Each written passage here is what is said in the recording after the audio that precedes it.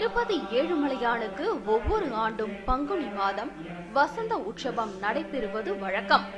உற்சவத்தையொட்டி ஸ்ரீதேவி பூதேவி சமேத மலையப்ப சுவாமி கோயிலின் 4 மாட வீதியில் வலம் வந்து மேற்கு மாட வீதியில் உள்ள வசந்த மண்டபத்திற்கு ஊர்வலமாக வந்து பக்தர்களுக்கு அருள்பாலித்தார்.